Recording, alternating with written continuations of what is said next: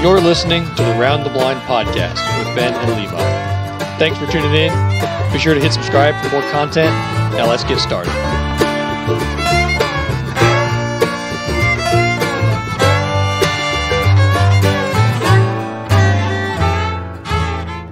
What's up, everybody? Welcome to another episode of Round the Blind podcast. We got Mikal Gowins this week with Big Kansas Waterfowl.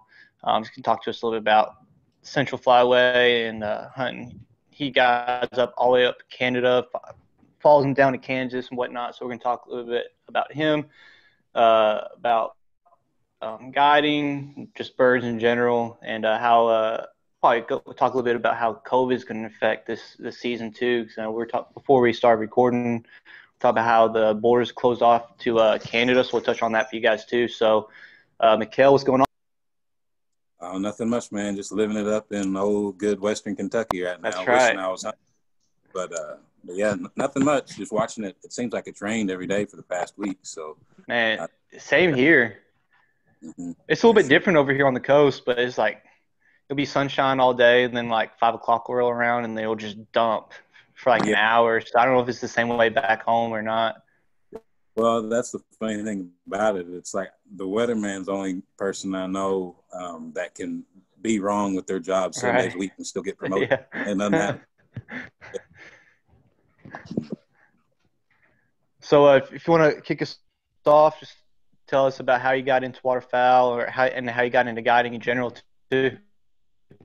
Yeah, no. So I actually started hunting like deer and turkey and stuff like when I was 6. My grandpa actually took me the first time, and the funny thing about it, I didn't like waterfowl hunting the first time. Like the story goes, on the Outdoor Channel one day I got home from school, and they were hunting mallards in the green timber in Arkansas, and I had never done it before, and I guess I didn't like it or whatever, but I lied to him when I was young. I was like, yeah, there's no hunting on, because he came in to ask me if there was. Well, then he flipped the channel and saw there's hunting on. I got grounded the rest of the summer. So just because I lied, so it was kind of like I still wasn't planning on ever going waterfowl hunting, but it was probably a year or two after that. I would say I was probably 8. That we had an old shed out back, and my pops used to be like a huge waterfowler, but he just kind of got out of it the older he got. But he had all the old school G&H, jumbo mag mallard floaters and all that stuff. And I asked him, I'm like, do you think we could go one time and just see, maybe I'd like it or whatever? And the story goes, he always said he was trying to take me up. We went to, you know where I'm talking about. It would be Birmingham Island or Birmingham Point on Kentucky Lake. Yeah. And he says he just took me up there to freeze me out because it was cold. I'll never forget it was cold. And the only thing I shot that day was a raft of coots come around the corner, and I laid into them. And literally that's literally like what kind of got me hooked on it, which is weird enough because that ain't even waterfowl hunting. But then later, the youth hunt that year was. I guess, yeah, it would have been first part of February, right after our normal duck season. And we went down to Ballard. We didn't even plan on hunting. I wanted to go down there and see all the ducks and geese and stuff. And we talked to one of the game wardens there, and he's like, well, y'all should come back in the morning to try and see if you can get in on the draw. And I was like, well, heck yeah, we'd love to do that, or whatever. And my pops was like, yeah, we can try it. Well, it was still so cold, and the pill we ended up drawing was the only hole that had like open water. They had an ice eater on it, and that hunt was unreal. It was just me and my pops, and that is the hunt that actually like hooked me, because that was the first time of me actually shooting mallards and like a couple Canada geese. Real duck. Yeah, real duck. Actually, you don't feel ashamed of like when your buddy calls like, "What'd y'all kill?" You can actually tell him now. Otherwise, we didn't.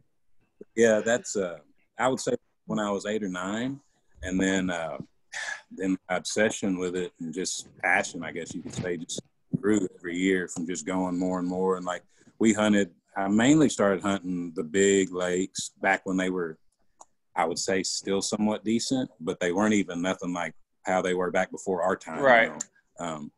But started hunting there and hunting ballard more. And then just as older I got, we started taking trips here and there.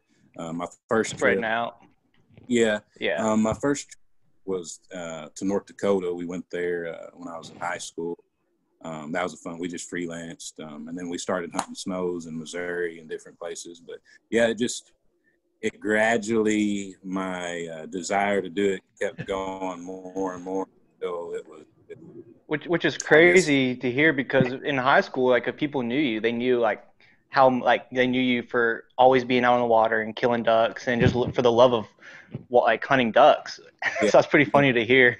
I know it's how everything like turns around and stuff. But yeah, that's basically how it started. And then I guess you could say it would have been 2014, my first actual guide job. I worked for a guy, and I didn't.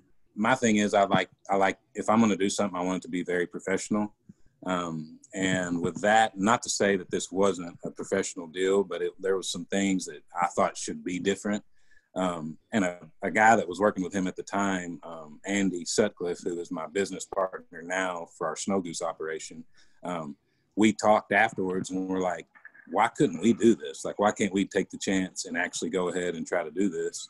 And here we took that big leap of faith, or whatever you want to call it, and opened our business in 2015, that spring, for spring snows, because that's all we were doing was for snow geese. And which is, if you think about it, it's pretty crazy too. Go hunt and chase the most wild bird there is, as far as in waterfowl, the most unpredictable. But so I don't know if I would tell anybody, if you want to open your guide business, to start on snow geese, but it made a lot of other stuff easier once I started guiding, other stuff. But yeah, I started guiding stuff in 2015. So we'll come back to your business, because I definitely want to plug that for you. I guess because, like, I know we've talked to a couple other people in the hunting industry, like, has a business, and how hard was it guiding? Like, what did the guy like? Because it's not really a job, right? Like, if you go to Yeah. a job, they want to see your resume, X, Y, Z. So, like, how did you get on? Even though you said it wasn't like what you really wanted, how did you get on board with those guys to start off? Well, it started off really like, how they have the Facebook pages and stuff, and like the waterfowl groups and whatnot. And I just reached out to this guy because he said he was looking for help. And most of the times when you start out on a guide job, you start out as a scout or like a lower position, because just like every job, you got to work your way up. And kind of started that way. And I was a guide then, like when I started, because he knew how much I'd already hunted and stuff. But knowing them, and then when I worked for him, then you meet different outfitters, and then they tell you about how they thought I shouldn't be necessarily with this guy or this operation. And then it is a very small knit community, but at the same time, it all goes back to trust. And if you don't necessarily have it, or you burn bridges with people, or however the case may be, you will get exiled quick. You can't do nothing, because it literally, everybody finds out, it seems like, anymore, because of social media. But it just seems like as long as you do the right thing, and it is word of mouth, but knowing the right people and taking chances, texting people, calling people, messaging them. They might not even know you, but just letting them know, like, you have the passion that you want to do this, for a full-time job. So I guess that's what I would sum that up as. So how hard is it when you get out in the field and you get out there with some of those hunters who think they know everything, man, and they're criticizing everything about that you're doing? Because we've all met them, you know what I mean? There's hunters out there that they know everything and nobody else knows anywhere near as much as them. And so I'm kind of interested in why those people would even go do a guide service, since they know everything anyways. But I know you've dealt with them. Yeah. Oh yeah, there's a lot of them, but that's the funny thing. It's like, if they would just stop and realize, like, you're complaining or telling me how to do my job, why are you paying me? Like, if you could do it, why are you with me? Right. But at the same time, okay, so 3 or 4 springs ago in Canada, because we got up there, like I said, too, for snows in the spring, we had a guy that came up, good group of guys, but there's always, it seems like there's that one guy that's got to be like the macho man or whatever it has to be. Right. But the night before, we was having a few cocktails, and they was just asking us, like, how close do the snow geese get here? And like in the springtime up there, if it's right, I mean, it's the best snow goose hunting, like by far. It's amazing. But we were joking, like, obviously, since they act like they knew it all, we were like, well, man, they get so close up here, you don't even need a choke tube in, like, haha, like that much. Well, long story short, next morning we get to the field and we had probably 4 hours of consistent shooting. It was me, and I was guiding with my buddy Hunter Pickett that time. And we had volleyed probably 7 or 8, 9, 10 different times before all these 4 hours is up. Well, this guy gets up and says, I don't know what the hell's wrong with my gun. And we're like, well, you still got to be professional. That's now if it was with the, the boys or the buddies, you'd be like, yo, shut up, man. You can shoot better. Yeah. But, go over there and what's going on, man, or whatever. And he's like, well, y'all told me last night they get so close up here that I don't need a choke tube. And we're like, you got to be kidding me. So luckily we could still thread it back in its gun barrel and it was fine. But it's just like those type of people, I just don't know if I think they watch a lot of YouTube videos and think they know what's going on, or they got their one duck hole back at home that they hunt out. Right. That's no disrespect. I get it. But like that just shows you that not everybody, I guess, knows about everything, so to speak, and that's why they pay us, really. So, well, I think that'd be the upside of doing a guy is that you just show up with your gun and your shells and you just shoot, and I mean that's what exactly. you don't have to worry about all like the decoy placement or how to brush in the layout blinds. You just show up. And you let the experts do the calling, and then you just pop out and shoot. Yeah. And then I feel like that's like the upside of doing a guide service. You don't have to worry about all that. Just real chill. Well, and I mean that goes back to too, like people don't realize like we all don't just get up and shoot stuff and go home and we're all happy. Like if you don't, the main key or my number one factor in it, I think, is scouting. If you don't scout, you don't kill. Like, I mean, right. Yeah, you might kill him that first day or whatever but if you keep consistently hunting the same field or not actually putting in the miles on the roads, you do not produce the numbers that we do. So, and you could still be on a great field and it not work out because they are wild animals. But I mean, yeah, there's so much more into it than just us bringing guys out into the field and, okay, the geese are going to be here at 8:05. I don't know how many times I get that. Release the birds. Yeah. It's like if they was going to show up, I wouldn't be working. I'd buy a lottery ticket, like crazy.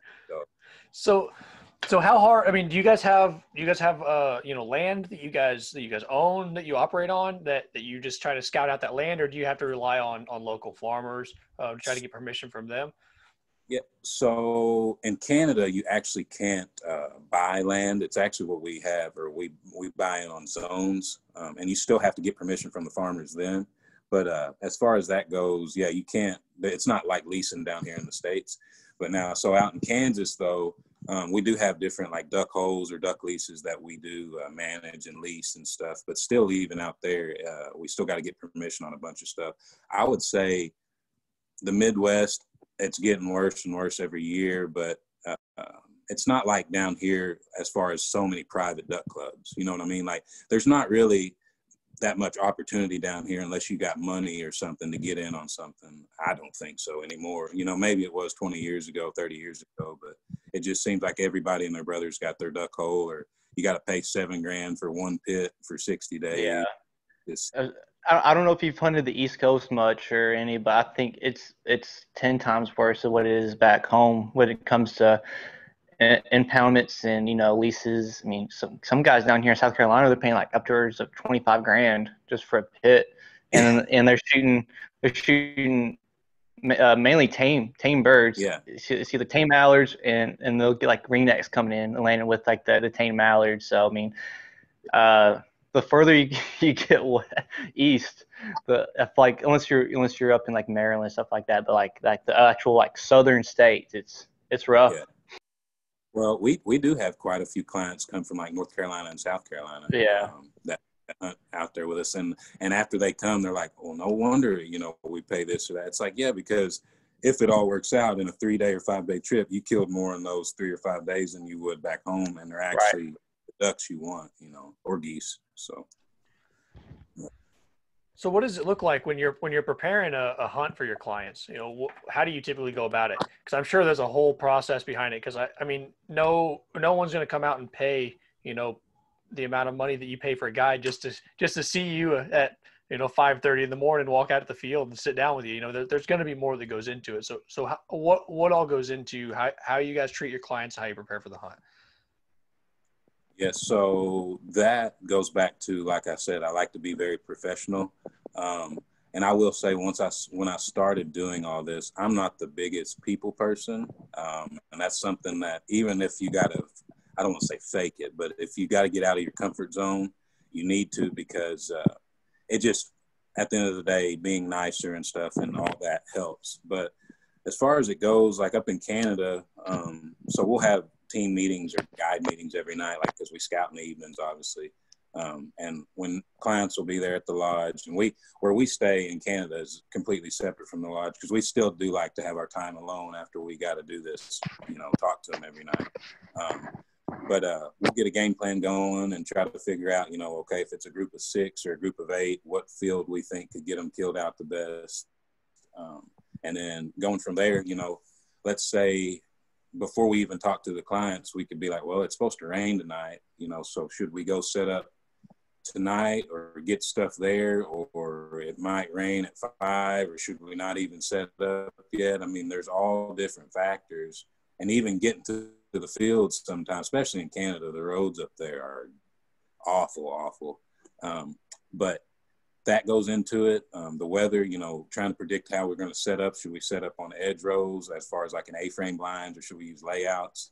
All that's factored. So after we get all that discussed between us, or, you know, who I work with, then we go out and present it to the clients and let them know, you know, kind of what's going on. And I will say, they always are like, you know, what do you got for us in the morning? How big of a, you know, how's it going to be? And you never want to oversell it. You always want to just be like, yeah, it could be. I mean, I've had it happen, it seems like 100 times. I know it could be good, like really good. And even in my heart, I think, oh, this is going to be one crazy hunt. But like I said, at the end of the day, you could set up and then that next morning, nothing happens, or it's a slower hunt. And you don't want to be the guy the night before that's like, oh man, it's going to be World War II, you know, take 2 cases of shells and all this stuff. Like, you just want to let them know, like, it could be a good hunt in the morning if everything goes right. Did you have to learn that the hard way? Yeah. Well, one of the guys I used to work for, I would say that's where I learned that from, because we call each other in the afternoons when we're out driving around scouting. And I had a good field lined up, but I'm like, I still don't know if the way they're coming off roost, I don't know if they're going to get to us in time, because there was another guy that was supposed to set up, but we was on the feed. But on the phone, my boss was like, yeah, sounds good. You know, once you get back here, we'll tell them everything. Well, we got back there and we're all eating dinner together and stuff. And he's like, and he literally said what I just said. He's like, boys, in the morning, y'all going with Mikal, and it's going to be World War II, you know, crazy. And the next morning, I mean, we still shot, I think, 40 or 50, which is bad, but they were thinking World War II. And I mean, good Lord, you know, I mean, how do you deliver that? So that's why I never do that, even if I think it's going to be amazing. So makes sense. So do you guys shoot too as guides? Now in Canada, we're not allowed to. That's just one of the rules they have up there. And honestly, in Kansas, I don't shoot either, just because I never know who I'm hunting with, and I'm always like a safety first type of guy. Right. So I don't even want to thinking about shooting, and I'm running my dog too. So that's my main thing, is just safety. I feel like it'd be hard too if you're paying, like if I'm going out, and this is just from my perspective, but if I'm going out and I'm paying some money, and then, you know, I pull up on a bird and the guide, you know, beats me to the trigger, you know, I would be a little upset, you know, but I also would be, if I'm the guide, I would also be upset sitting there watching all these ducks being killed and I'm not having a part in it. Yeah, well, and honestly, the first part of what you said is exactly why I don't shoot either. But when you have those same clients come back that night, when you know it should have been an hour, 2 hour, and we should have been done, and we come back with 20 or 30, they talk and they're like, well, yeah, it could have been better. It's like, if y'all could have shot good, well, this would not have been an issue. So there is some guys like in the States that, you know, they'll let the client shoot and it'd be all fine. But if they know they're not hitting well or whatever, they might, you know, fire off a couple of rounds or try to get the limit up, you know, or whatever the case may be, just to make it better. But no, that's something we don't do out at Big Kansas or at Prairie Limits up in Canada. So you have anything to do with those Big Kansas Outdoors webisodes they've been putting out on YouTube? Yeah, the Dream Job. Yeah, so they're pretty badass videos, man. I'm not gonna lie. I've been waiting for the next ones to drop every time. I watched the last one. I'm like sitting there, man. I gotta watch another one. Yeah, no, they're sweet. That's actually good friends of mine, Max Barta and Sean Weaver. They're crazy with cameras. I mean, what they can do, it's unreal. Because obviously, being on the hunts and stuff, you see it with your own eyes. But once they do all that to it and whatnot, it's amazing. But yeah, they was up in Canada with us for probably a month, I would say, this past year, and then they come to Kansas for a few weeks. But yeah, the Dream Job, that the reason we named it that, or it got its name that way, is because everybody thinks it's the Dream Job. But like we've been talking, there's all these different variables. Like, we still obviously love what we do, but there is some days it does kind of turn into a job in a sense, like not your everyday 9-to-5 job or nothing like that. But it's just like, people have expectations. And if you have 2 bad days of rough hunting where you couldn't control it, you know, weather dependent, or you lost birds or whatever, it's just hard to not think it's a job, because you're wanting to perform, you know. So yeah, that was a big thing for me coming out of Marshall. Either going, because I know I didn't want to go to college, so I mean, I was so good at going to guide school. I mean, I was like, at what point is it going to turn into a job? Yeah. And not, I get to go out and kill a Dall sheep today, or, you know what I mean, or a moose. So I know you kind of already touched on it, might be a little redundant, but is it more times than not, it's like, man, I cannot believe this is my job? Oh, or yeah, is it like yeah. I mean, I've seen the videos you post on Instagram. It's just like, holy shit, man. It's like, I've never experienced something like that. And you get to do it, I'm sure, multiple times a year.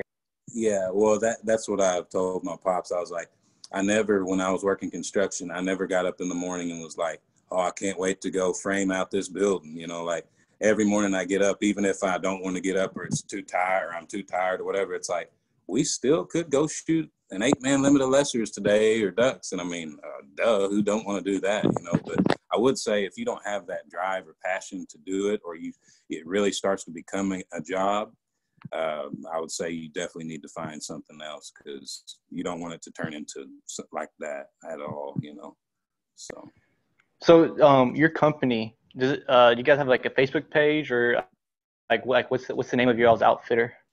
So mine and Andy Sutcliffe's Snow Goose guide service is called Blue Storm Rising Guide Service. And we was actually based out of Southeast Missouri, Central Missouri, these past 4 or 5 years. But this year we're actually going to go out to Kansas, where I'll be already guiding at, and kind of linking up in a way, if you want to say, with Big Kansas Outdoors. But we're going to guide out there the remainder of February and the first part of March for snows, and see how it goes out there. I think it'll be really good, actually. So where can people find you if they want to book a trip with you? So you can find us on Facebook, like I said, on that page. My Instagram as well, which is, I think it's at Mikal Gowins 23. Or you can find us on the Big Kansas Outdoors page on Instagram as well, or Prairie Limits Outfitters. So it's all on. Basically, I'm always on Instagram. I don't even have a personal Facebook page anymore, because I really don't like social media all that much, but gotta have it. Yeah, for sure. But yeah, that's where you can find us, and especially on me as far as Instagram. I'm always going to be on there. So from a going back to the actual hunt, from a guide perspective, what does it actually consist of? Obviously, from a day-to-day, you know, it's going to be different. You're never going to know every day is going to be the same. But with you, what does your typical day consist of, or how do you set up for it? And how do you try to get the clients to get the most out of the hunt? So a day in the life of just a normal everyday guy day so we're getting up from anywhere from, depends on how far the field is. So, and nothing's ever, it seems like 5 minutes down the road. It's always 30 minutes, an hour, hour and a half. So you got the time difference there. You got to make sure your clients didn't get too marinated the night before where they don't want to get up or they're hungover, So you tell them even, let's say if I want to leave at 4:30, you tell them be ready at 4:15, just so there's a little more time in there. But yeah, we meet the clients in the morning, or we'll drop a pin on the field sometimes if we've already hunted with them or they kind of know the area. But then when I get to a field, I already have my game plan the night before. So I already in my trailer, I already know what I'm going to use, vice versa, whatever. But when we get to a field, I still don't like, and I will let clients help me set decoys and stuff, but 9 times out of 10, I always have them just brush their blinds if they're wanting to help. But that's still something with me, like I like doing it my way. I'm not sounding cocky or arrogant, but there's just some things that like I just like to do myself. So I've had times where I've had clients literally, I've had them just stay in the truck the whole time and just drink coffee, get ready to go out, get your clothes on or whatever else you got to get ready. But, set up, and you're always on a time clock because let's say shooting hours is at 6:15 and something did go wrong and you get a flat tire on the way to the field or something, which is the worst. Or you hit, 4 years ago, I hit a mule deer on the way to the field up in Canada. That really put a damper on the morning. We still got the hunt, still killed some. Yeah, talk about, there's where it turns into a job and stress because it was just nuts. But, and, driving into a field with a four-wheeler or, UTV or whatever, sometimes you think the field's dry or whatever, and you hit a low spot, and here you are buried, and there's nobody else around, and the clients are looking at you like, well, why didn't you think of this? It's like, well, I haven't been in this field before. Like, I thought I – Right. But as far as that goes, that's always – there's always that time clock of, okay, me personally, I like getting set up at least 20 minutes before shooting hours because I always like giving my safety speech, which is the number one thing, always about shooting your position. Safety's always on, gun barrels up. Always about when I'm working my dog or if clients have dogs, don't shoot no low flying birds. Or if I need you to shoot a cripple, I'll tell you, just don't go crazy. So I have to get that speech in. And when you are on a time crunch and let's say shooting hours is right on there, right damn near getting ready to come in, you don't, you have those guys like, oh, look at all these ducks coming. Like, it's like, okay, we're going to kill them. Trust me. But I have to say the safety speech because that's the number one goal. Nobody's life's worth a duck, obviously. So. Yeah, for sure. So that mule deer, did it completely just disable your truck and you were just SOL? Yeah. So I was on the way to the field and it actually, I didn't see it, but it just literally come out of the side on my left-hand side and just like caved the whole front end and like slammed on the brakes. I was off, and up in Canada, there's so many cattail sloughs and different, seems like right off the road. So I'm like halfway off in a cattail slough. My trailer's like damn near jackknifed.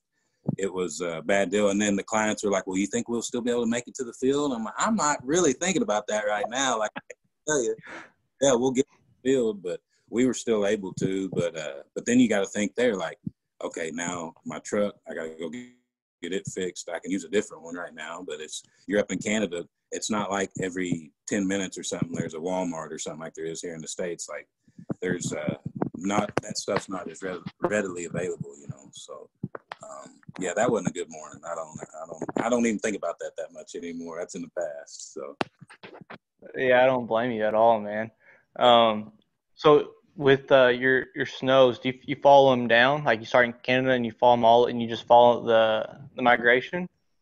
Well, I wouldn't say we necessarily follow just strictly them on the way down. I mean, we obviously hunt them a lot in Canada in the fall, but we don't just strictly start guiding snows until after our dark goose season. That's in Kansas, which is like it closes mid-February, and then conservation season for snows come in. So we'll go from the rest of February to the first 2 weeks in March. And then they usually start crossing the border, all the weather dependent, obviously, but around middle to end of April.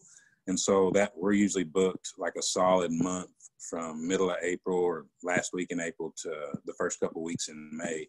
So that I would say the tail end of my guiding season or year, I hunt snows. I mean, anywhere from, 40, 50, 60 days, so straight usually. So that's insane. Yeah, it is. I mean, because when in the fall we hunt Canada like anywhere from 60 to 70 days, and then we hunt in Kansas, I would say, let me think here, anywhere from like another 120 some days. So it's a lot of hunting. Yeah, for sure. You see a lot of stuff that people won't ever get to see. But so are snows like your go-to? I'll say that now until they hand me my ass again. But yeah, I would say they're my number one. I love it because I love the challenge of it, because I don't want to say everybody, or most people have hunted ducks or geese or whatnot. And you always hear those guys like, sky carp, why would you not want to go hunt snow geese, or whatever.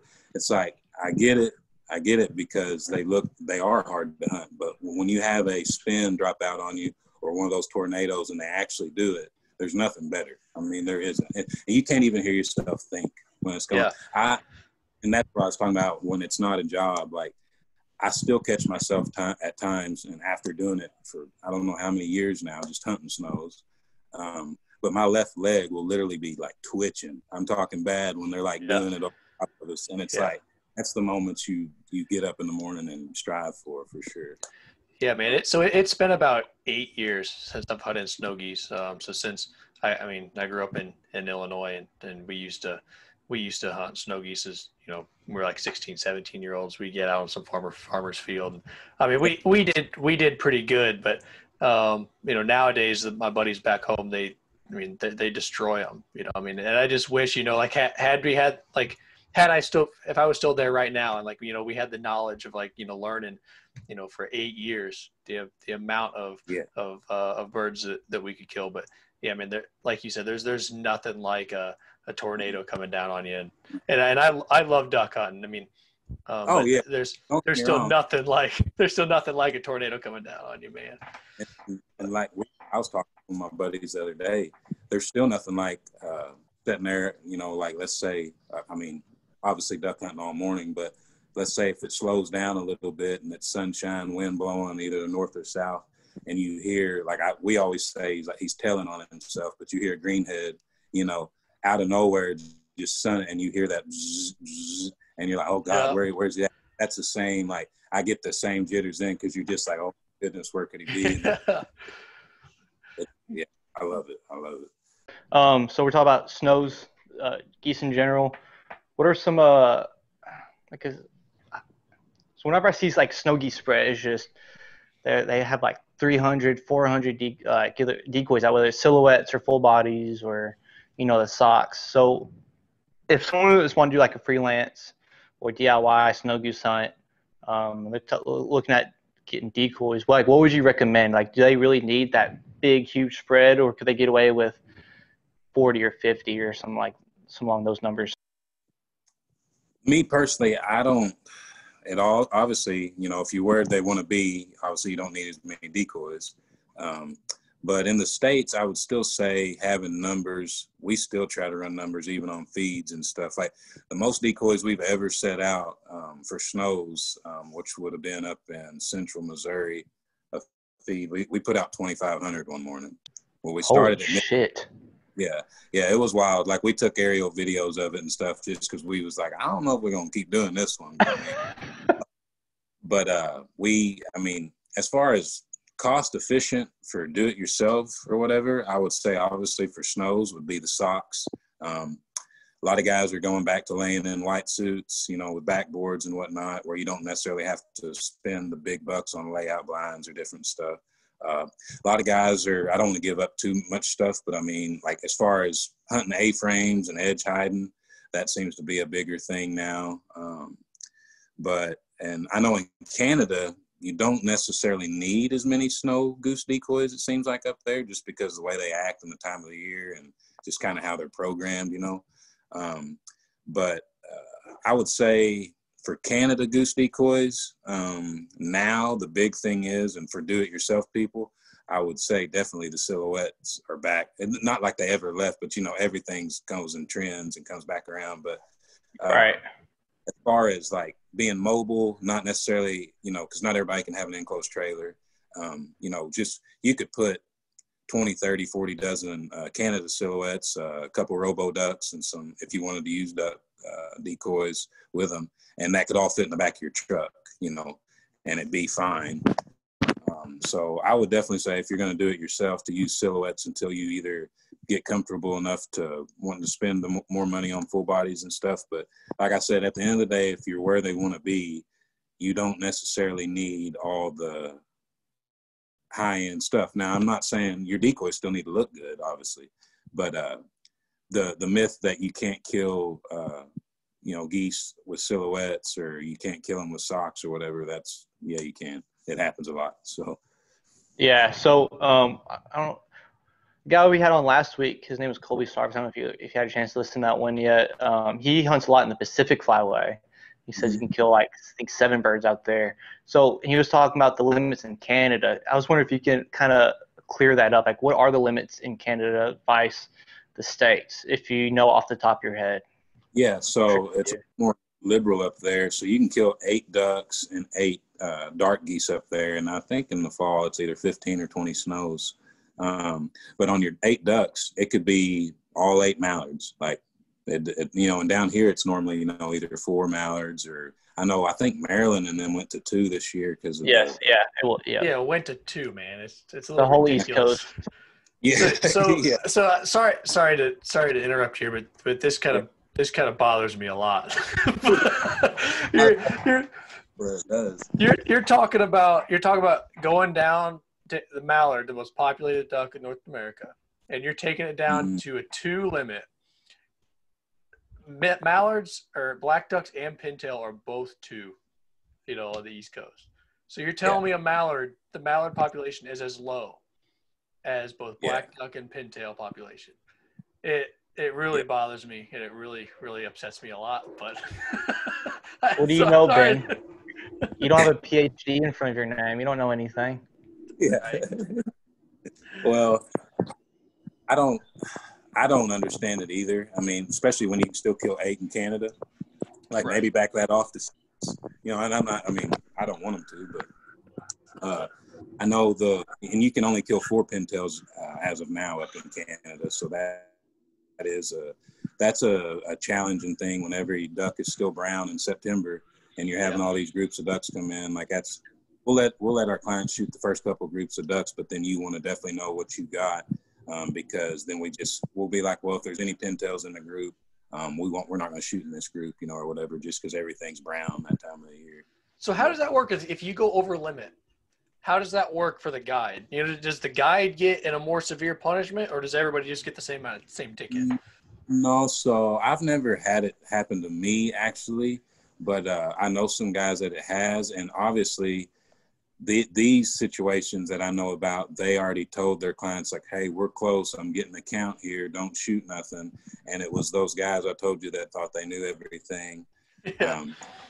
And out of the group, that one guy shot one over his limit. What you're supposed to do is call the game warden. And that's what, if anything happens, like, and that's what, going back to being professional and stuff, you don't lie, because at the end of the day, you don't know who you're hunting with either. It could be an undercover game warden. You really don't know. But these guys, and like, if it ever did happen to me, you call in, because for one, you told them not to. The other 4 guys in the group will vouch and be like, yeah, you know, the guide said not to shoot. That's your bird. And so when you tell the game warden on the phone or whatever what happened, and then they show up and they got the story, you know, it's all truth. The guide or the other guys that weren't involved with it, they don't get the ticket. It's the guy that broke the law, you know. And a big thing now too, which we always have been doing it, but a lot more, is obviously tagging your birds. That's a big thing. They're really, really, seems like they're cracking down on more now, just because a lot of guys never was doing it. But we definitely, you know, when in the mornings when, you know, here, this is your duck, this is yours, you know, blah, blah, blah. They got their limits. Well, at the end of the hunt, we put the toe tags on them, and then, you know, we can do the pictures or whatever the case may be. But that just keeps it legal and everything, where there's no headaches, you know, if he was to get pulled over or whatever, which that's an extreme case, I'm just saying. So. Right. And then I'm sure, especially when you guide like in Kansas or Canada, I'm sure they have to have some sort of conservation officer, right? Or is it, do they call them game wardens up there? We call them fish cops, but yeah, they're game. So I'm sure, like once you guide in that area, like I'm sure y'all get a pretty good relationship too.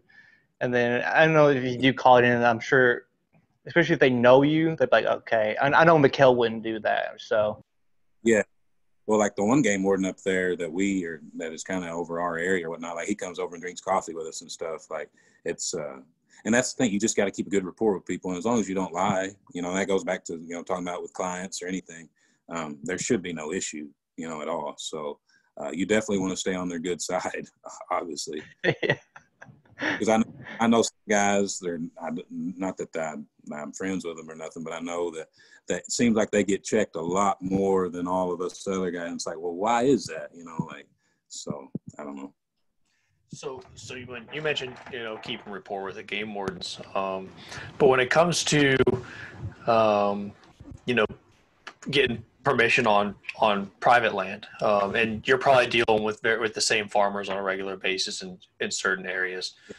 So how do you keep those relationships good so the farmers, because if you go to a farmer and you're like, hey, you know, can I hunt it? But they don't know that you're guiding and they don't know that you're profiting off of their land, they might take exception to that if they realize that you're profiting off their land. So how do you keep a good relationship with the farmer? One, so they know you're guiding, and two, so they let you come back. Yeah, well, that's our main rule. We always tell them we're guiding. You have to, the first thing after, you know, you introduce yourself and whatnot. And there's been some guys, as soon as you tell them that, they're like, we don't like outfitters or guides because of what happened in the past. It's always usually somebody ruined it for the people coming along. And some guys are cool with it, but like our main rule is always, you know, leave it better than you found it. Don't leave empty holes. Don't leave trash in the fields. If it's real muddy, you got to, I mean, even though we might have to set 40 or 50 dozen Canada silhouettes this morning, we're walking in, you know, we're not going to leave ruts.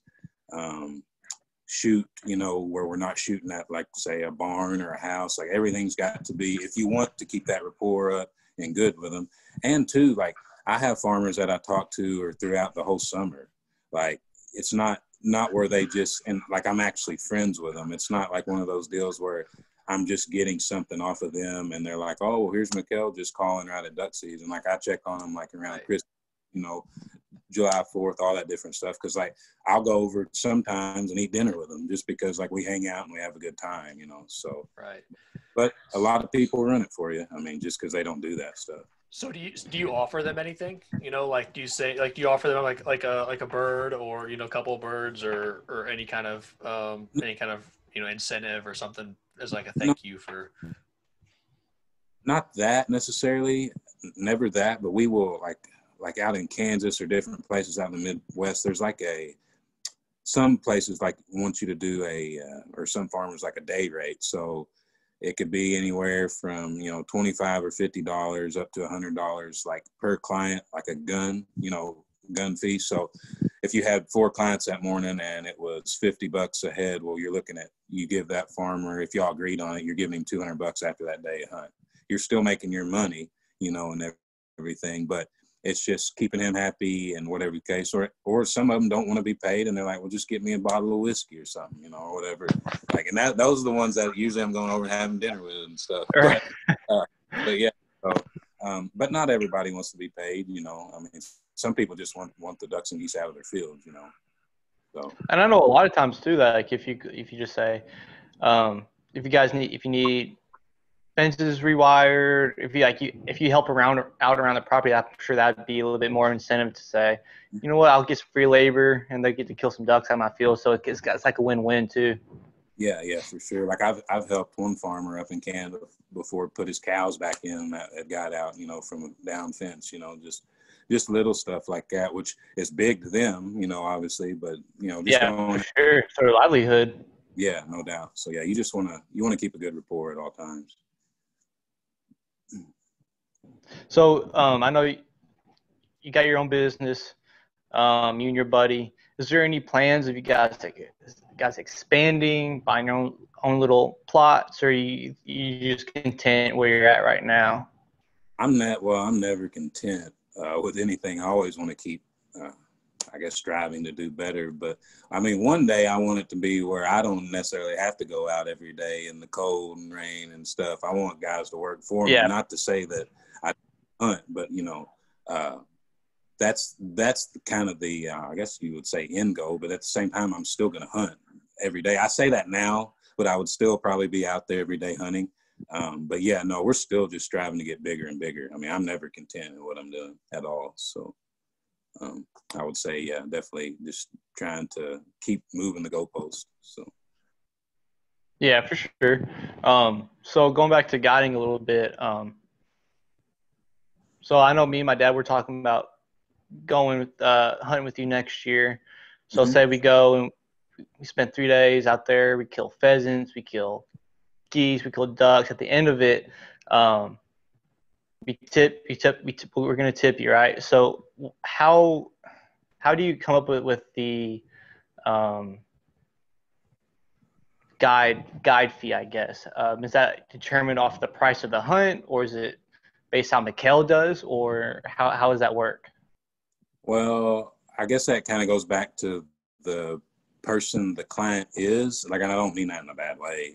No, for sure. But like anywhere is like, I mean, I've worked at places, where it's, 5-10% gratuity. And it goes back to, if you're professional enough and they see you put in the work, and, you might not kill them, but if you see that your guide or whatever, because I know a lot of good guides in the industry that literally will break their backs to try to kill out, for their clients. And if they see that, and yeah, judging on the price and stuff of the hunt, I get that that could fluctuate the tip, but it really just goes back, if you appreciate what you're getting to see, like you said, when you just show up and you don't have to do nothing, you just load your gun and I tell you when to shoot, and you all this stuff for scout, like yeah, if you can respect that enough, then I guess the tip kind of does itself, so for sure. Yeah. Like I said, I didn't know, like I've never done a waterfowl guided hunt, so I didn't know if there was like an unwritten rule, or like if it's just, you know what I mean. So I guess it, like kind of you said, it kind of either dependent on the company, or it's dependent on kind of like what you said, like how good the guide actually is, or how much like he actually work he. Yeah, well, here's a little funny story. I ain't gonna mention no names, but I had a group of guys once. We shot. They were only there for a 1 day, and we don't do this anymore. This was just our first year, but we were offering 1 day snow goose hunts. And the reason we don't do 1 day anymore is because they are snow geese, and you need to book, 2-3 days just to increase your odds of trying to get that really good day, Right. But their 1 day that morning, we shot 82. We're thinking, okay, sweet. This, so, they're going to tip us good. All I got tipped was a, like the free Ducks Unlimited duck calls that they hand out at the banquets. Yeah.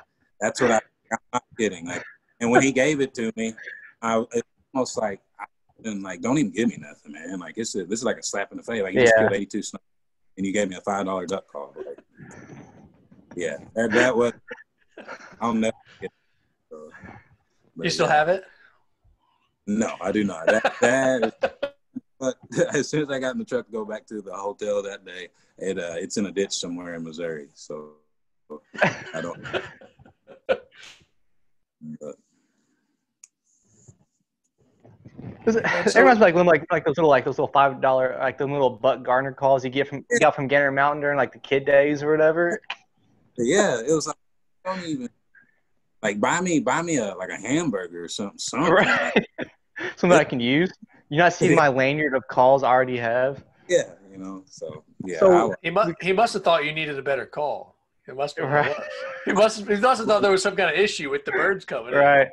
Well, that don't even make no sense. It was a snow goose hunt. We were using Did you e-call. get duck call? Blind call. So we're talking a lot about clients and we're talking a lot about guides. So what is like say you are a client, you're coming in on a hunt with Mikal Gowins, what should be their expectations that you want them to have, right? So I know we've talked to other people in the past, like you were saying before, like don't expect it to be you can't keep your gun loaded because they're shooting so much. So like what are some of the expectations people have? Because I've seen a lot, especially on the East Coast. When I go, because I've looked at doing like an OBX hunt out there, like doing for sea ducks and divers, and I see people. I mean, that's the first thing I do is read the recommendation or the comments, the recommendations, whatnot, and people are like, we killed no ducks, and the guy will respond back with like, well, the weather was crappy. It was 60 degrees that day. We had no wind. So what are some expectations to have if you're going on a guided hunt? To where you're not going to be disappointed at the end of it, whether you kill 20 birds or 200. So I guess, and that also goes back to the type of person I guess you are, but the being professional aspect of it. So like leading up to your hunt, we would be in contact and you'd be like, how's it going out there, whatever. And that's the thing. The day we talk, we could have killed out and it'd be fine. And the weather system could blow through. And they ain't going to fly or they moved out of the area or whatever. But where we set ourselves apart from everybody else is even if the hunting's going to be tough or whatever, we're not shortchanging you on the work we're putting in to do it. You know what I'm saying? Like, as far as like, even if we know in our minds, like, oh man, this might not work out. We're still doing 110% on the work because it still could work out, I would say as far as expectations, I don't know. I like going with the guys that like, even like y'all, like that hunt, and you've come, what bad hunts are, what good hunts are. The guys that just watch the YouTube videos of all the highlight reels and think that's what a duck hunt or a goose hunt is every time, they don't hunt, So like those assholes at Big Kansas, pointing out all that. Yeah. But they. I guess if you actually come from a hunting background a little more, I get a better rapport and a better relationship with those people, Yeah, I mean, sure. Sometimes you're going to get skunked and you can't control the weather. You can't control it. It's 60 degrees and it's blowing 1 mile an hour, Well, but at the same time, I feel like it's fair to understand, like from a guide, like, and I'm sure you do feel this way, to understand someone paying, a pretty decent amount of money to go out there and then not kill anything. So is there like, how many people do you have, wanting their money back or, fighting with you and upset that you're the reason why they didn't see a bird all day or something like this, just because they spent a lot of money, I would be upset, but I mean, I obviously I've hunted and I do hunt and I understand that wouldn't be your fault. That was just the luck of the draw. But there's some people who, like you said, just don't get that. Yeah. Well, and 9 times out of 10, to be truthful, most of those guys, even like afterwards, even like if we go back and we talk and kind of they chill out about it or you try to get them to understand, we've already got it in the back of our minds that we're probably not, even if they want to rebook, we might not do it just because, you can only do so much. Like I said, it's not like every morning we let 500 mallards out of a cage and tell them to waddle over there to that barley field or that cut cornfield and, the guys shoot them. So like I got a story back, this was 3 falls ago in Canada. These guys wanted to shoot sandhill cranes and, but they had to get, their flight was like at 10 a.m. or something that morning. And it was like coming a monsoon that whole night and stuff. And it was a long drive. And we got down there and got set up. And like, I told them to stay in their rental car because it was just so nasty out. So I was literally within 10 minutes of being out of the truck, I'm like completely soaked through all my clothes, getting this stuff set up. And I set up an A-frame for them, and I actually laid next to them in a ghillie blanket and brushed up. But I was getting rained on because I was looking up all morning while they were all huddled up, and I got it set up for them. But one guy got up within maybe 20, 30 minutes of it getting daylight, and was like, screw this, we're going home. We didn't pay for this. And I'm like, man, the cranes ain't even going to fly. Like, it's been raining. Like, give it a little bit. Like, y'all told me you could hunt till 10. Well, he got mad and stomped his way out of the field. Well, then his son's like, well, if he's going to go, I got to go, man. Well, the two other guys stayed with me a little bit longer, and like literally maybe only 10 minutes longer. And they're like, well, if so-and-so was the head guy of the group, they're like, well, if he's mad, we need to go, man. And while we were literally, like, we drove out, I'm picking everything up, the cranes start coming. And I did make a comment. I'm like, see, man, like, you got to put in the time to hunt, you know. It's not just, it happens right at shooting hours, you know. And that was kind of depressing, just because it was like, it would have been a good hunt. And you could tell once they started coming too, because they were just lighting on the other side of the field. I was like, yeah, that's kind of what I thought was going to be coming, you know, if we could have hunted more than 45 minutes. But, you know, you're not going to please everybody at the end of the day. So have you had to fight any clients or not yet? No, I been times I wanted to, but yeah, I bet. But no, I don't. You got to keep it professional in that aspect. Now, there might be times we go back to the guide shack or whatever, and we talk amongst ourselves. But yeah, I've never had to do that or whatnot at all. We might get into it with different people trying to get in on a field or something, but we never fight them or nothing. You know, that's it. So. So, would you rather hunt Canada? Or would you rather hunt Kansas or stateside in general? I would say Canada, just because I think Canada? it's better. Yeah, for sure. Yeah, I love it. It's in what way? Just through the sheer numbers, or just the opportunity and just the different, like, the scenery up there is just crazy. It's just top notch. It's unreal. I mean, you know, you're hunting anywhere. You could hunt what we call a staging pond. So this is just like for mainly ducks in this sense, but like, let's say ducks come off a big water in the morning, and then they're going to a pea field, but there's a little cattail slough in the middle of it. They're 9 times out of 10, they're going to hit the water in the field first if it's, you know, thawed out. And you don't get to see that down here in the States that often. So seeing, like, I had a hunt this past fall, we shot 61 or 62, somewhere around that, mallards in 45 minutes. And it was on a staging pond. And those were guys that the 2 days prior, they had rough hunting. And the third day they went with some other, and it wasn't the guide's fault. It just didn't work out. And the third day I'd found that field, and they was like, well, you want to take them? And I didn't want to take the guy. I knew it could be good, but it was just the pressure of it. But we went there, and then, they was like, we've never had a duck hunt like this, you know, in our lives. I mean, and it was nuts. I remember my dog was literally dang near dead. He was like, you got to be kidding me. You win.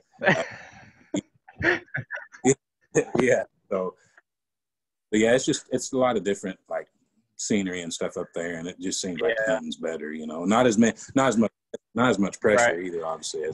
So me and my dad, we went to Stanley, North Dakota, about an hour west of Minot. And we're kind of just driving around. Like, we went up, like, pretty much to the Canada border, and it was like, oh, that looks pretty much the same as what this is. And I know a lot of people want to go to Canada because they want to be able to hunt ducks and geese in the field. What other states have you seen, like North Dakota? Can people go and experience that field hunting? I know, I mean, obviously in the States, like I said, everything's more pressure and commercialized, but like, I've hunted out in Colorado before. You can definitely kill them out there in the field still, like Montana. I've hunted out there once or twice. Obviously South Dakota, which is just like North Dakota.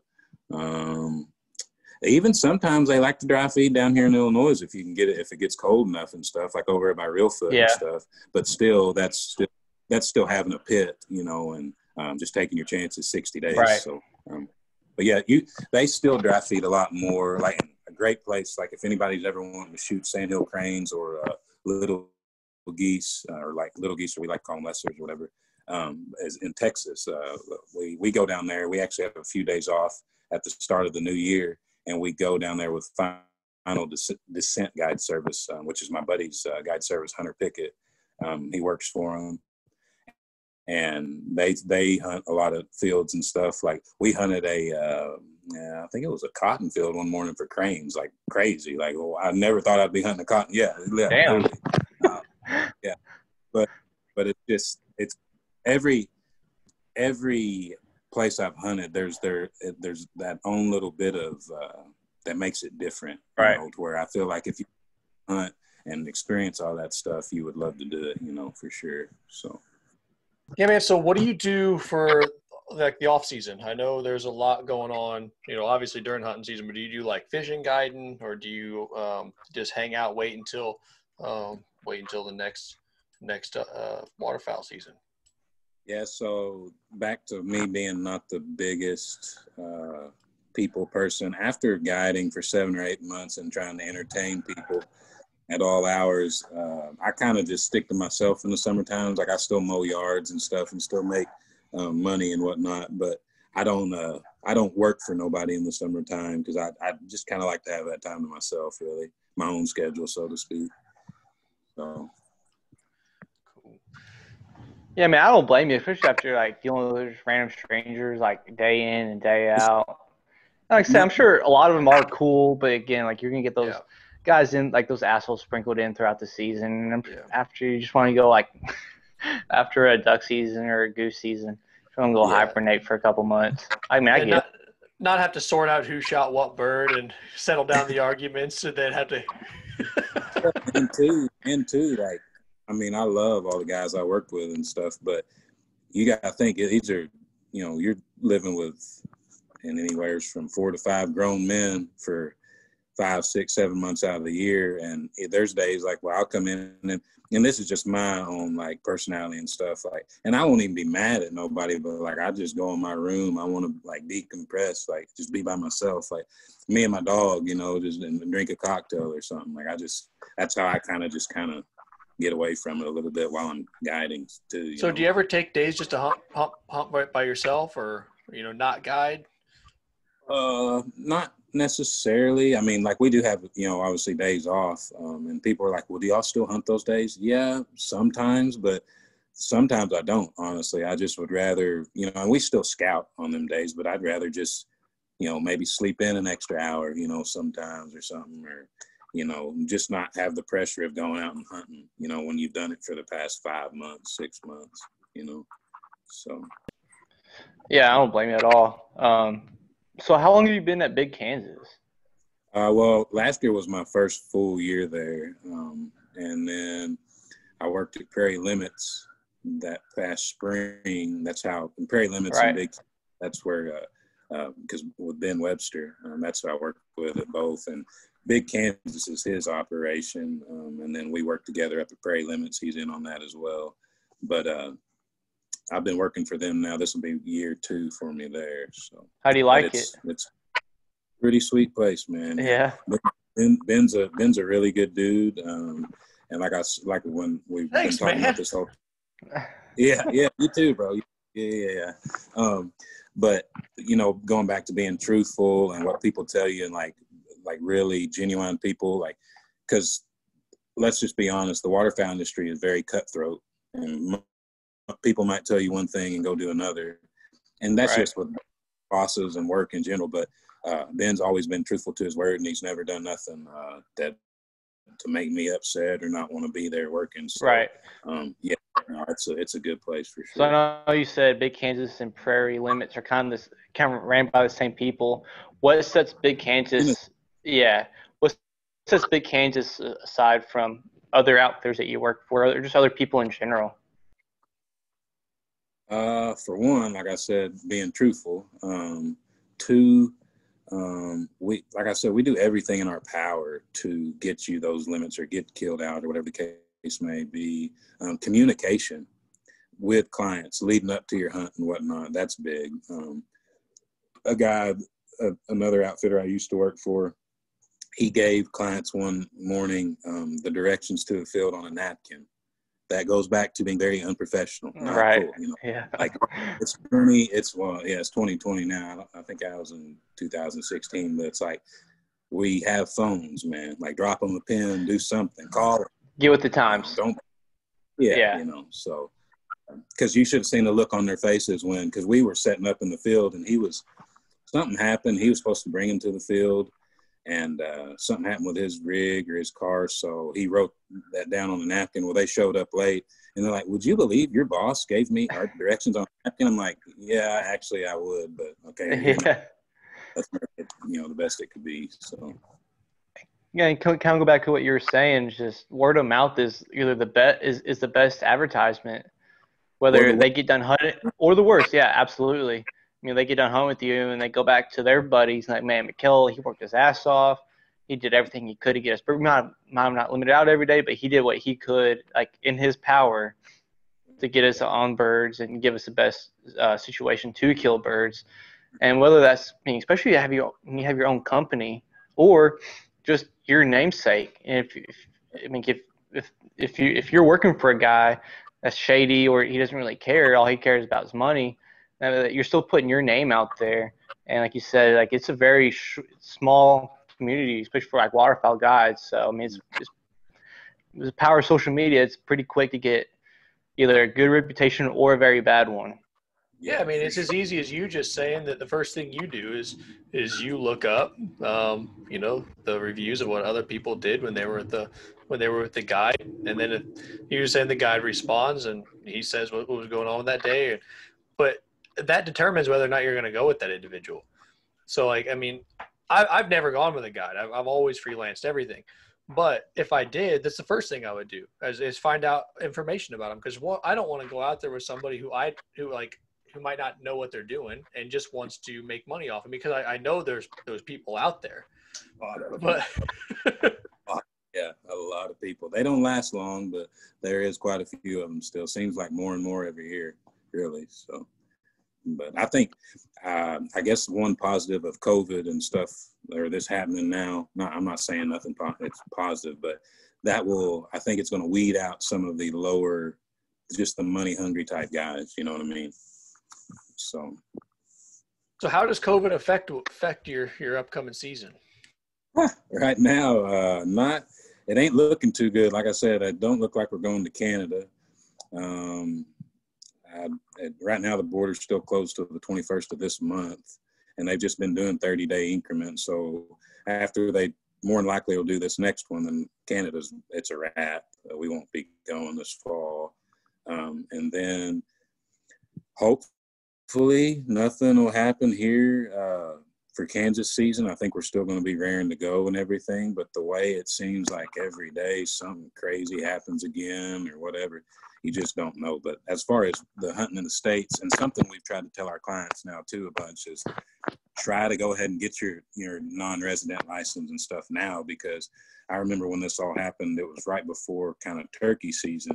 And I know some states closed down, where non-residents couldn't come or get their tags. So that's something we've tried to reach out to all of our clients now, let them know, like, hey, if you have the money to get your license now, go ahead and snag them, Right. So is there going to be like certain restrictions placed on you? Because I know like a lot of businesses, the state government or local government or whatever puts restrictions on them. So are there certain guidelines you have to follow in order to continue guiding, or like are there plans on how you're going to meet certain aspects of the state requirements? As far as, I guess, the lodging aspect of it, like obviously we're going to have, like if we have two groups in camp, we know how to separate them and stuff for good enough to where they would feel safe and accommodate them.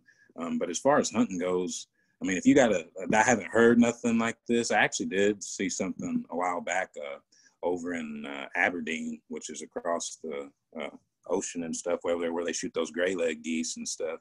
They put out a guideline that I think they were still wanting waterfowl hunters to practice social distancing. Now, that's where we might have an issue, because if we're trying to hide, and let's just say we're using layouts or A-frames and we got to be 6 foot apart, I don't see the kill rate going up for sure by that at all. So, but I think it's one of them things too, if you plan on going on a hunting trip with guys that you were comfortable in driving in the car out there with, then go ahead and hunt. You shouldn't be, we don't need to live in fear. That's for sure. of anything. So. Right. So I've seen a lot on social media here lately that people think that North Dakota is just going to get overflowing with hunters this year. Do you think that's like an actual?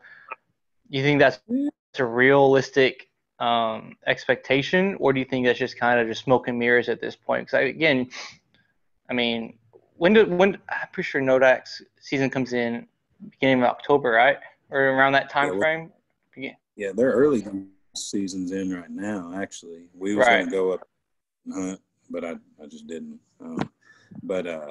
Me personally, yeah, I think it's going to be crazy because you got to think all the guys that had trips planned to Canada that aren't going now. What's their next thing? North Dakota, because South Dakota's draw system, and it's already closed down, where you can't put in for it. So, and maybe not. Maybe it's everybody just talking that much just to, I guess, maybe scare some people away. But I really, truly do feel it's going to be honestly. And like being up there, like and seeing it firsthand, just the sheer amount of land and water there is up there, like it's just hard for me to picture North Dakota being like overran.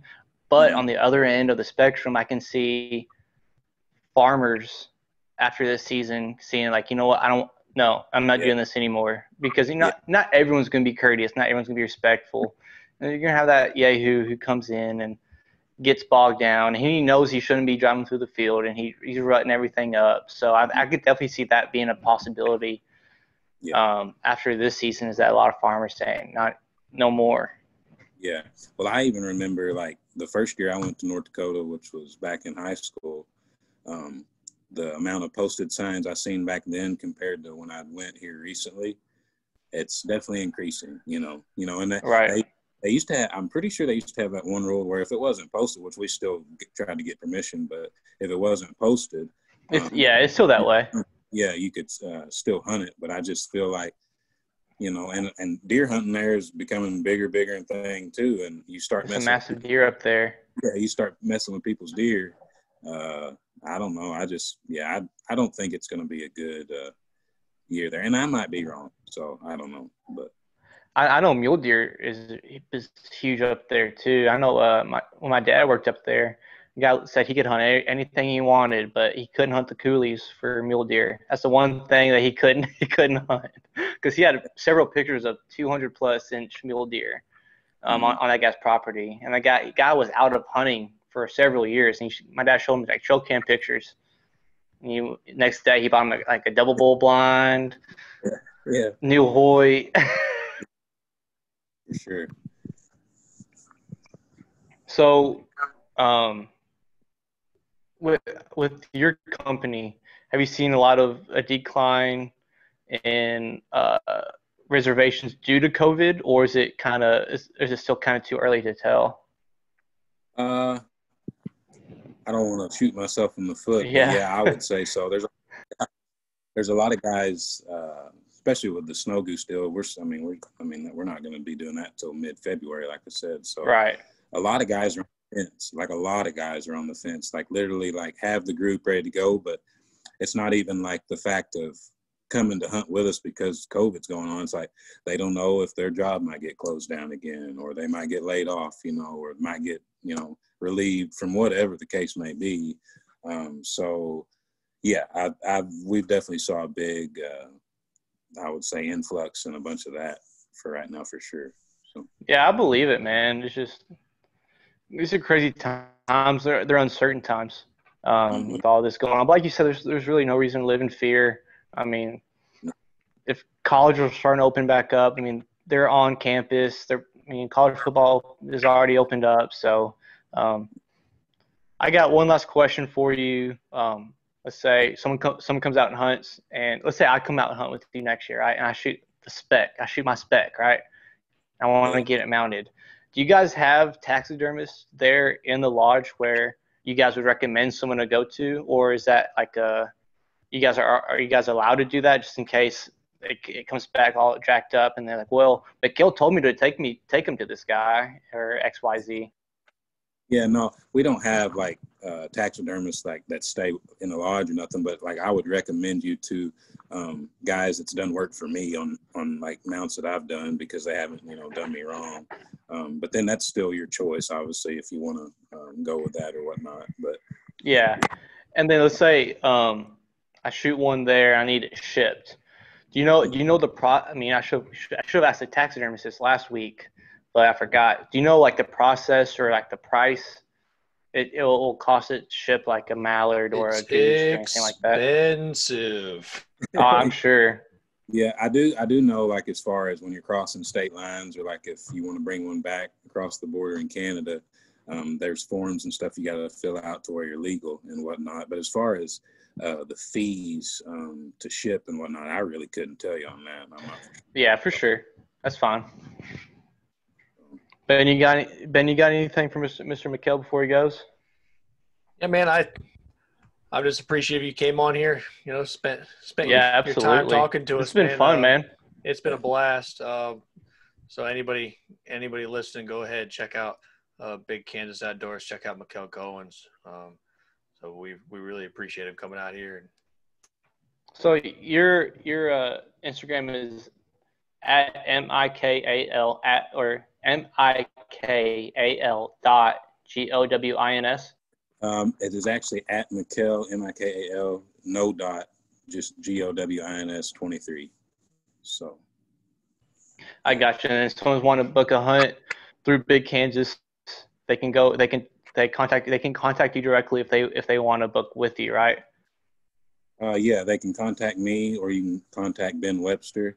Or like I said, if you can't find us or whatever, like, we're on the internet as well. We have websites, Right. BigKansasOutdoors.com, or PrairieLimitsOutfitters.com, or like I said, Instagram as well. Big Kansas has got a page, and Prairie Limits. So does your Snow Goose Guide Service, do they have a?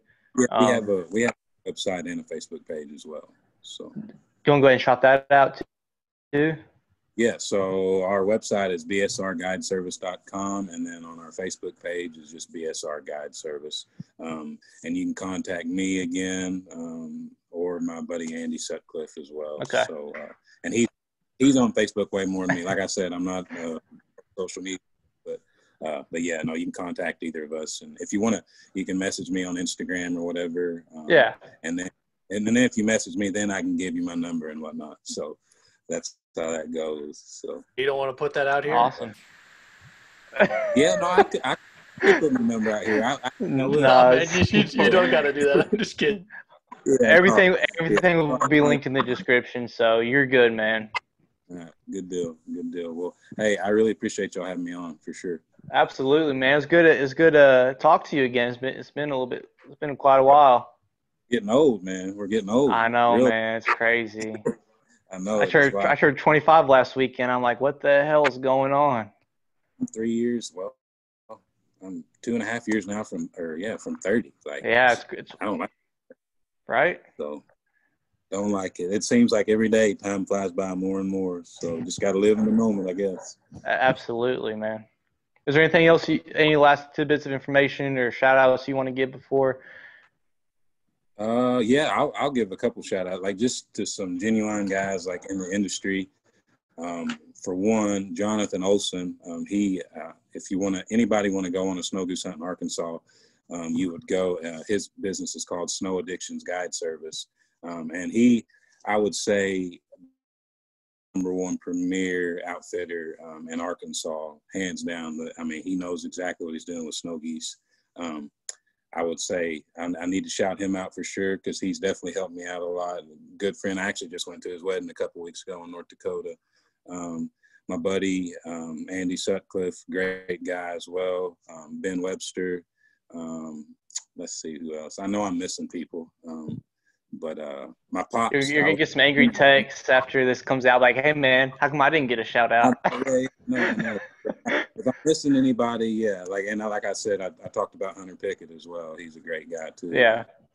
So yeah, I've met a lot of good guys through all this. So and like I said, that's what keeps you going for sure. Finding the genuine. Absolutely. So yeah. Without a doubt, man. Man, I appreciate you coming on here and talking with us. It's been, I mean, it's always fun to talk to people about ducks, but it's even more fun to talk to people that you grew up with and kind of like, shared like hunting experiences and stuff like that. So I really appreciate you coming on here, man, and talking with us. For sure, man. Well, hey, y'all have a good rest of the day or whatever, and maybe the weather will be better for y'all out there too. I think the sun's shining right now, but that's probably not gonna. So it hasn't rained here in like 2 days, so it's a new record. There you go. All right. Yeah. Y'all have a good one, man. All right, man. You You too. too. That was Mikal Gowins with BSR Guide Service. You guys, I know, especially on the East Coast, we don't get a whole lot of snow out here south of Maryland or Virginia area. So if you guys are looking to do a snow goose hunt, please go see him. I know a lot of you guys don't know me personally, but I know Mikal and I know his knowledge. I never had a chance to share a blind with him, but I know even in high school, I knew that man knew a lot. So please go check him out. Give him your business. You won't regret it. You guys can tell from him talking, like he knows what he's talking about, and he wants the customer to succeed. So please go check him out. BSR Guide Service. Everything will be linked in the description. Whether you're hearing us on Apple or Anchor or Spotify, whatever it is, the links will be in the description. And whether if you want to go kill ducks, check him out at Big Kansas. Like I said, me and my dad, we're looking at doing maybe Ben. I don't know. He's kind of flaky. He flaked on our last North Dakota trip. So we're looking at doing it. It's kind of, I get out of the Navy next year, so it's kind of like the last. You guys can tell from to succeed. So please go check us on Apple. Go back to the kind of flaky. He flaked on. We're looking at me before I give him a look. Look at Big Kansas Outdoors. I couldn't imagine like witnessing that in real life. I don't know if I'd be able to I don't know if I'd be able to shoot. You know what I mean? Because I'd just be able to just taking everything in. Yeah. So there's. I mean, I've obviously hunted snow geese, like I said earlier, and I've seen a tornado, but not on the scale of what a lot of these large guide services have had. You know, I've seen a whiteout. You know, I've seen fields full of snow geese, and I've hunted fields full of snow geese. But I've never had a day where you kill 100+ geese. And to me, that's just absolutely ridiculous. And just if you can ever experience that's a priceless experience. And I mean, to me, it's a priceless experience, and I want to experience it. Absolutely. Just having a taste of what snow goose hunting is, it's just crazy to think that there's even more than what I've experienced. But I still can't believe it's been 8 years since I've hunted snow geese. I mean, there's nothing. It's so fun, man. There's just nothing. There's nothing like it. So I've never hunted snow geese. Actually, going into 18, I had the chance to go out to Kansas with Mikal and hunt snow geese. But financially, after I was driving from Virginia all the way to West Kentucky, which wasn't financially in the books. But yeah, I've never had the chance to go. I haven't had the chance to hunt snow geese, period. But I've seen videos and I've seen friends back home, and they hunt them all the time. And it's just no plug, no limit, and you can just kill as many as you want. I mean, I've never ate a snow goose, nor have I touched a snow goose even. But they call them the sky carp, and they act like they're these horrible things to shoot. Man, they don't taste They don't taste any different than any other waterfowl. It's just my opinion. I'm sure it goes back into prepping too at the same time. Yeah, it does. So we're starting to do a little segment in every podcast. We did one on our last one. Talk about a little pro tip kind of thing, just to get a conversation going, because there's always these things are always going to be hot topics for anybody to talk about, and to kind of spread some ideas, and three, with anybody who may be new to hunting, get some kind of information out there to them so that they can kind of learn as we go. But this week we're going to talk about scouting. So with teal season coming up, and then obviously after that we'll have big ducks. So scouting is always a huge thing. I mean, if your hunt fails, if you go out there and you don't see anything, there's a possibility scouting was probably involved in it. I mean, obviously, as we talked with Mikal here, he said there's some days where it just doesn't work. But if you go out there and you find the birds, that's going to raise the percentage of your successful hunts significantly. So you got to get out there, put the windshield time in, drive, if you're a public land hunter, find your local WMAs, find what other pieces of property are going to be considered public land.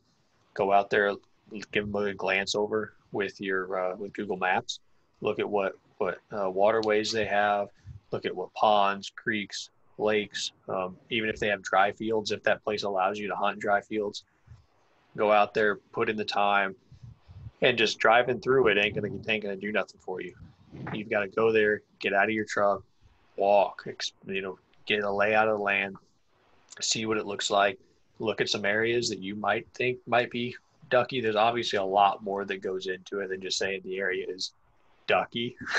Yeah. but look for some of that vegetation that waterfowl tend to come to. Look for some of the food sources, or some areas that they may want to, they're typically roosting on.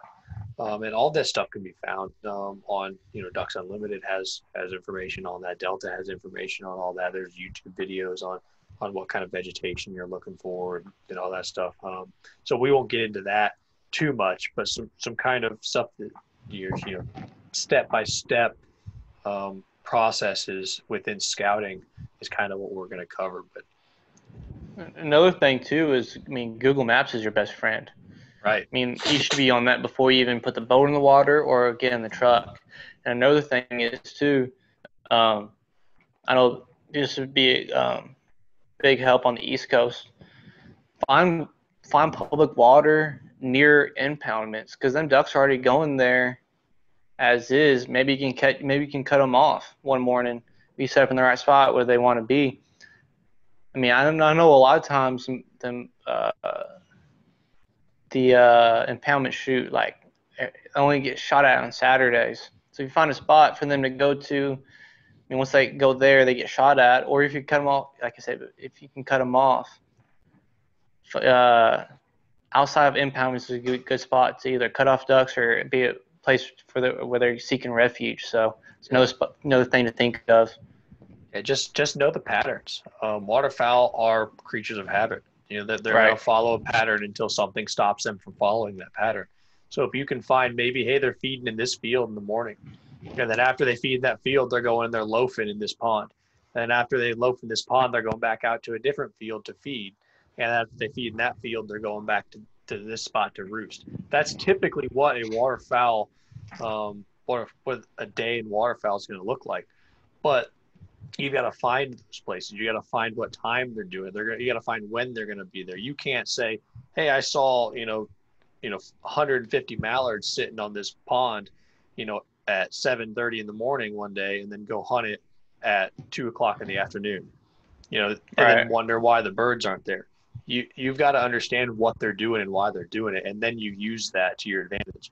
So there is a big advantage to knowing what the waterfowl does when you're looking to find them, because if you're just out there just on a whim, you're just driving and wondering why you're not finding ducks, well, you might not be following the patterns that waterfowl are wanting to follow. You might be looking for birds in fields at their loafing times. You may be looking for birds on water during their feeding times.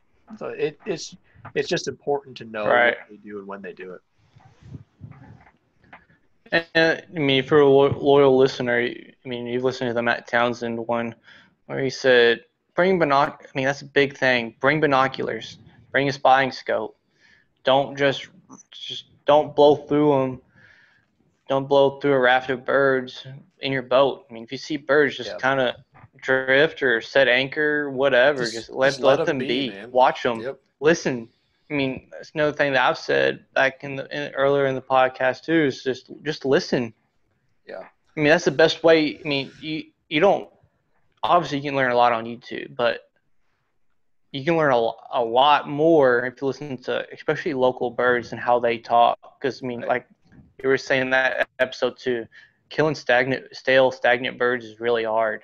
So if you can get if you can listen to local birds, you can I mean, if you see how they're sitting. I mean, decoy placement is another topic in general, but if you can see how they're grouped and what they're doing, that's going to be able to that's another reason why you're going to have a high success rate whenever you do actually season does come in.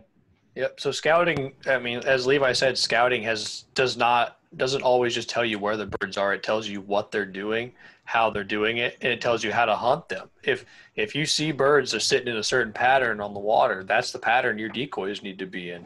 If you hear them calling aggressive loud all the time, then that's the way your calling needs to be. But if you see them sitting and they're just calm, then that's the way your calling needs to be as well. So scouting is key in every aspect, from finding the birds to killing them and from getting them into the decoys. So, or getting them into the decoys and kill them before you get them in the decoys. Right. Well, I mean, I've seen a lot of guys around this time of the year, whenever the quotas do come out, and they say, "Hey, what do you guys know about this place or this place?" I mean, I know on the East Coast it's pretty hard to scout if you don't have a boat, but I mean, if you do have a boat, why not, man? It's like being out on the water is fun. I love being out on the water, and like I mean, ever since I was growing up with my grandfather going fishing, I've always loved being out on the lake or the river and fishing. I mean, you can spend a morning or an evening fishing, and then I mean, especially if you're using lures, you don't need to look at the water. You can be looking up in the sky, watching birds. Man, I've done that a lot. I mean, even last year when I had my little 14-foot John boat, that's what I was doing. I was fishing, but I was mainly scouting, seeing where birds are coming from, how many, where they're going, seeing if I can see them land, or if they're just moving on. And if I see them moving on, I'd put the boat in on the other side maybe, or go down the channel or the lake and scouting that side and looking for trying to see a pattern. I mean, whether you're hunting turkey or deer or ducks, you're looking for a pattern. Right. So, yeah, and so what, like, as you just said, you're looking to see what they're doing. If you see them hit the water, and as you said earlier, you're also not going up there to then bump them off. Right. So, bring some optics, some glass. Right. So bring some optics, look at them, and if you want to see the layout of the area that they're sitting on, don't go bump them out. Wait, like we've already stated, you have certain times for loafing and you have certain times for feeding. There's going to be a time where those birds aren't there. And if you want to see it, go out there and see it at a time when you know that they're not going to be there. So you can get the layout, see it, get the depth, get get the hide, get whatever other information you're wanting to look for, but get an idea of what the area is. Just don't bump the birds out. But yeah, and going back to like what you were saying a couple episodes too, is just tidal. See how high the tide's going to be, because I mean, we all love Texas rigs, but we can't all use them at certain times. And I don't know how many times we've been hunting, and we've had to go chase decoys down because we weren't using Texas rigs necessarily, but we didn't let enough line out, so we'd have to go, like you said, going back to depth, check the high, see the depth at high tide, see what it is at low tide, in between. I mean, no matter what you're hunting, I mean, doing your research is the number one reason where you're going to be successful or unsuccessful. Yeah, you don't just wake up, not check the weather, not check the tides, not check the birds, and go out there and kill birds. That never. Yeah. I mean, I'm sure somebody's done it, but it doesn't happen very often. I promise you. Yeah, I mean, before the season before I met you, I think it was 2017. I tried putting the same spot there at where'd old boy kill that can. Oh yeah, I remember the spot. Yeah, right. I mean, I tried putting it in there, and I didn't know about tide. I don't know. I didn't really realize it was tidal. And then we're trying to put that little 12-foot John boat I had, or 14-foot, and then it's like there's no water. Yeah. So I'm like, so. Yeah. So I mean, you got to do your research. I mean, I've done it many times. I mean, it's okay if you're green and you're still figuring it out. I mean, that's kind of what we're here for. That's how you learn, and we're trying to teach you through our mistakes at the same time. Right. So quick story. Like you just kind of talked about that. So quick story was, it was probably about 7 years ago. It was my first year hunting in Missouri. Probably 8 years ago. My first year hunting in Missouri on my own, and I didn't have anybody else going with me at the time. It was only me, and I didn't know the public land all that well. So I was looking up these different places, and I found this one about an hour and a half away from me. So I said, all right, I'm gonna go try this one. And I had looked at it on maps, and so on the Missouri Department of Conservation website, it says that there's waterfowl hunting there. Well, I've looked at it on the maps, and all I did was look at it on maps. So I wake up the next morning, 3 o'clock in the morning, and I get up and I go out there, and I'm walking, and I'm going to the spot that I think I'm going to, and it looks nothing like what I expected it to look like. So I try to walk in. I get about 3 feet into the water, and the water is almost up to my waders, over top of my waders, and I'm like, I can't hunt this. So I go back, and I try, and I'm in the dark. It's dark, and I'm trying to find another spot to go to. I ended up going home. I mean, it's 4:30, 5 o'clock in the morning. I've got an hour till shooting time. I can't see anything, and I haven't been out and visited this spot before. So I mean, we all do it, and that's how you learn. So I'm sure at some point everybody has had an experience similar to that, even if it isn't the exact experience. We've all had an experience similar to where we didn't check the area out enough, or we didn't look at specifics before we went out there. One, it's going to keep you safe, especially on tidal waters. Tidal waters is it's going to keep you safe, and two, it's going to help your hunt become more successful. But yeah, so like I said, we're going to be doing these pro tips. We call them pro tips as if we're calling ourselves pros, right? But it is. But we call them average tips. We're average. Yeah. As we've said throughout this podcast several times, we don't claim to be pros, and we don't claim to be know-it-alls. We don't know everything, but we know. Right. I feel like we know enough to be dangerous. So right. We know enough. We know enough to be able to share information to people who might not know. We know enough to be able to have a conversation with people and carry on a conversation and give people who deserve to have a platform.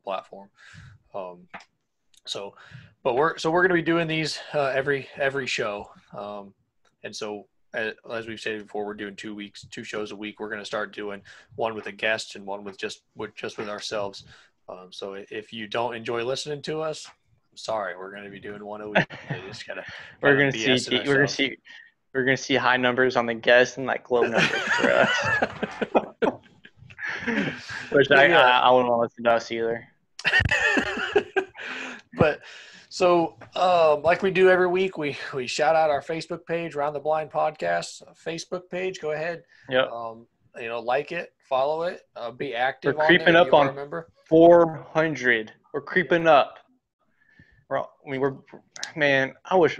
I'll check Facebook like 5 times a day, see if like how many people are coming into the page. I'm like, we're only at 350 or 360. Yeah. I'm like, So we got to get to 500. We're going to give away this Tecton game called Custom, made by Joey D'Amico. So once we get to 500, we are going to be doing a giveaway. Go ahead, invite your friends. We have our rules for entering the giveaway. So go ahead, invite somebody, comment on our posts whenever we put it out there saying, that we're getting close to 500. We're going to put it out there and say, hey, giveaway time. Boom, go.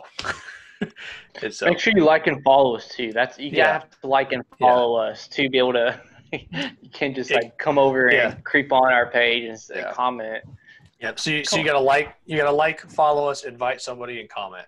And that's it. And we'll give you a number. Yep. So we'll give you a number. We'll raffle it off, and then we'll give this call away. And I'll be in Virginia mid-October, so we can get together and go live and give this call away. Yeah.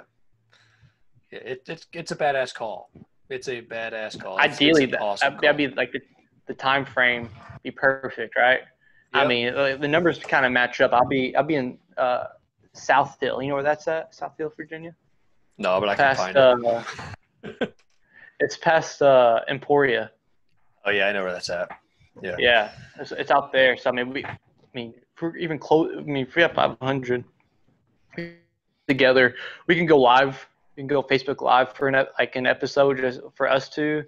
Yep. I think that'd be pretty cool. We can do that. We can do the call giveaway on that. So that's something we should definitely look into doing. I mean, whether we're at 500 or not, I mean, we should get together and go live. Sure. So. Yeah. So like we said, follow us, be active on Facebook. We love talking to you guys. We will talk to anybody about anything with waterfowl. I mean, that's all we do is talk waterfowl, and that's why we're doing this podcast. So, like I said, be active, talk to us. Go ahead, check out the bow hunting veteran YouTube page, or bow hunting vet or veteran, drawing a blank, veteran YouTube page, bow hunting veteran YouTube page. The bow hunting vet is the Twitter handle. Yeah, that's it. But so subscribe to YouTube, click notifications. We post these podcasts in there. Levi also has other videos on there, so go ahead. It's very subpar content. It's not as good as this, but it's content.